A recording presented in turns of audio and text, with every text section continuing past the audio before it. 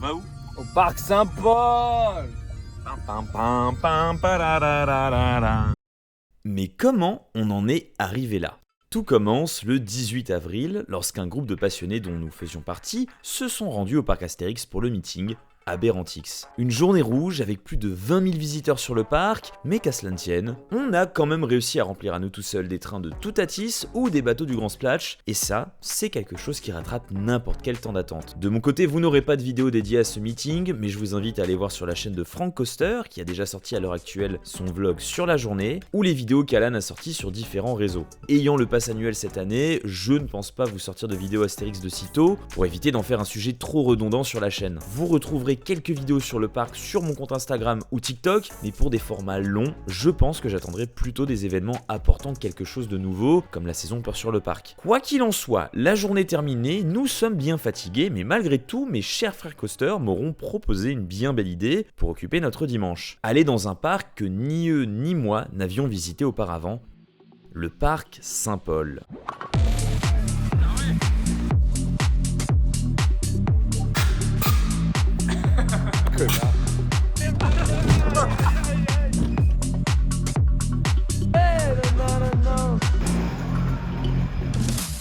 Alors avant de rentrer dans le parc, je me dois de vous donner un peu de contexte au sujet du parc Saint-Paul. Ce parc est malheureusement connu pour 2 accidents tragiques survenus il y a plusieurs années sur l'une de ces montagnes russes, et malgré la destruction de cette attraction, cette réputation de parc miteux et dangereux colle à la peau du parc comme un chewing-gum, en particulier chez les passionnés de parcs d'attractions, avec toutes les vannes d'humour noir à ce sujet qu'on connaît bien, ou la bien connue chanson de Dubik. Le parc Saint-Paul c'est quand même vachement bien, même si c'est vrai que tu peux te faire éjecter du train, alors mets ta ceinture ou tire dans le mur et accroche-toi bien pour éviter sa balle. Ajoutons à ça que le parc Saint-Paul a cette image de parc fête foraine, à l'humour potache et au choix esthétique de très mauvais goût qu'on peut retrouver chez certains parcs gérés par des forains, dignes du Walligator des années 2010. Mais cette année, quelque chose a changé pour le parc Saint-Paul. Les propriétaires de longue date ont désormais laissé leur place à un groupe habitué au monde des parcs d'attractions, le groupe Looping, propriétaire notamment de la mer de Sable ou du parc Bagatelle. Et cette nouvelle ère, on la sent tout de suite en arrivant à l'entrée avec des plans sur lesquels il est indiqué clairement un changement de propriétaire. Le groupe décide de communiquer sur le sujet de la sécurité pour laver ce passé sombre, avec notamment récemment un passage télé pour montrer au public que la sécurité est maître mot de cette nouvelle direction. On a donc visité le parc dans ce contexte nouveau, à la croisée des chemins entre le parc qui craint pour de bonnes raisons et un nouveau parc qui, bien qu'ayant la même allure, a de nouvelles personnes aux manettes, amenant des changements qui ne sont pas directement visibles à l'œil nu, mais censés redonner aux visiteurs la confiance qu'ils avaient pu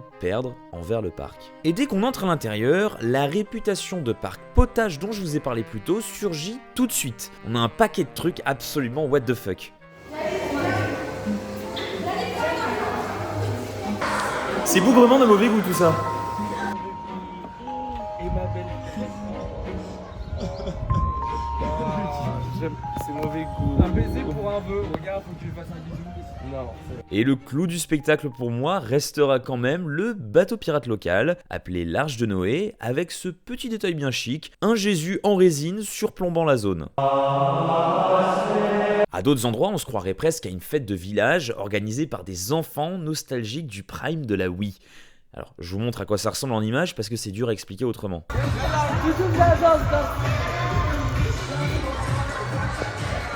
Les gars, il y a Just Dance avec Gangnam Style.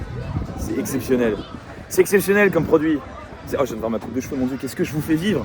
Qu'est-ce que je vous fais vivre? Vous me connaissez, en bon collectionneur de coasters, j'aurais été crédité l'ensemble des petites merdouilles que le parc a à nous proposer, et nous en avons pas moins de 4 au compteur dans cette catégorie aujourd'hui. Quel bonheur! Vous êtes prêts les copains? Oui, la pomme. Et oui, c'est le problème de la chasse au crédit.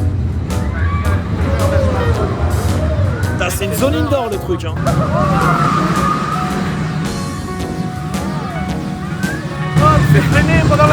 C'est vraiment l'un des pires coasters Vekoma qu'on ait fait de notre vie. Il sert à rien. Vraiment. Et belle du parking, hein. C'est super ça.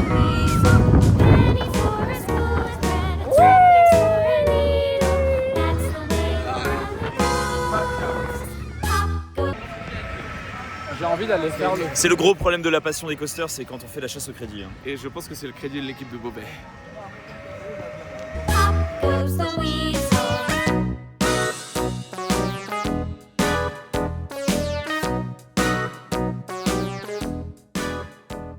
Dans le temps, on aura quand même été découvrir une Winemouse en spinning, un modèle que j'apprécie tout particulièrement.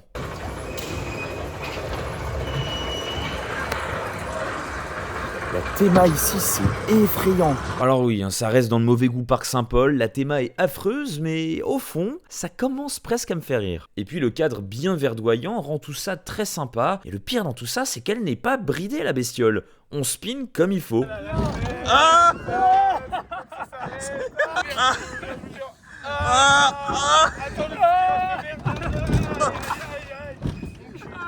Validé. Ce genre de truc, vraiment, ça restera toujours mon petit plaisir coupable des fêtes foraines. À un moment, on aura vu dans le fond du parc une sorte de ferme avec des chaises volantes, c'était plutôt joli, puis en se rapprochant petit à petit, on s'est rendu compte d'une chose, c'est qu'ils avaient l'air d'avoir oublié de retirer les décos d'Halloween. Et c'est tout à fait normal, puisque cette zone est en réalité une zone horrifique. Pour le coup, j'ai trouvé cette zone assez surprenante. Le parc a assumé un parti pris hyper bizarre, une zone qui pourrait être juste un petit coin mignon et champêtre, et qui est au final d'un glauque digne d'un vieux train fantôme de fête foraine. À l'intérieur de ce bâtiment, vous trouverez le fameux palais des glaces bien tagada de sang de soin tire sur mon doigt, également un walkthrough soi-disant en 3D, mais dans les faits juste nul à souhait, et puis une maison hantée se traversant à pied, hyper bruyante, sombre et remplie de screamers pour ravir les trouillards que nous sommes avec Clément dans ce genre d'attraction. Je déteste les maisons hantées, tu apprécies? Non. Mais bon, tout ça c'est bien sympa, on aura bien rigolé, mais passons aux choses sérieuses, la raison de notre venue. On décolle un petit peu en haut de la drop, c'est drôle. Ah ouais.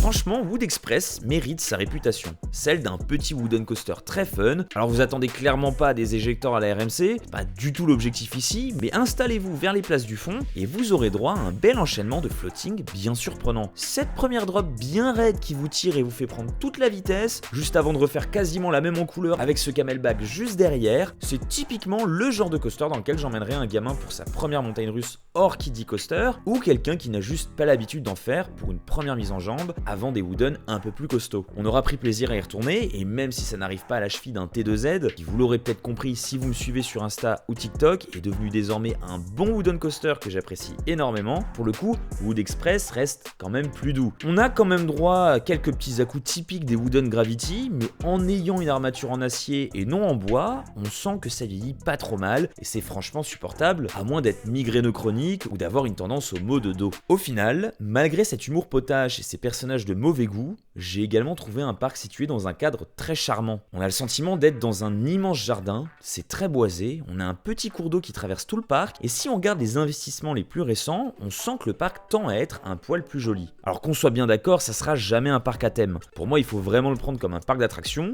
qui met quelques décors ici et là. Je le vois vraiment comme ce parc régional dans lequel les familles viennent le week-end sans prise de tête pour prendre l'air et faire quelques attractions. Forcément, si on le met à côté d'un parc d'attractions régional comme Frépertuis, la comparaison est flagrante, le parc Saint-Paul n'a clairement pas le même charme. Mais je pense qu'il faudrait presque pas le mettre dans la même catégorie. L'objectif n'est pas vraiment le même. Donc franchement, si vous êtes de passage autour de Paris ou sur la route pour la Normandie, n'hésitez pas à aller faire un tour au parc Saint-Paul, ne serait-ce que pour tester Wood Express qui est sacrément fun dans son style, mais aussi pour avoir un point de vue sur un parc au style bien particulier, bien potache et grossier, mais qui lui donne ce petit charme atypique, si je puis dire. Alors il y a toujours des trucs mal placés ou mal intégrés, comme cette fameuse maison foldingue qu'on n'aura clairement pas tenté ce jour-là, mais je trouve ça intéressant d'aller visiter ce genre de parcs d'attractions qui sont bourrés d'a priori dans le milieu des passionnés de parcs, alors qu'en soi, on peut y passer un très bon moment. Si jamais vous avez vous aussi visité le parc Saint-Paul, n'hésitez pas à partager votre expérience en commentaire. De mon côté, j'espère que cette vidéo vous aura plu. Si tel est le cas, n'hésitez pas à y laisser un like pour la mettre en avant. Vous pouvez également vous abonner pour ne pas manquer les prochaines vidéos. Et d'ici là, quant à moi, sur ce, je vous dis comme d'habitude,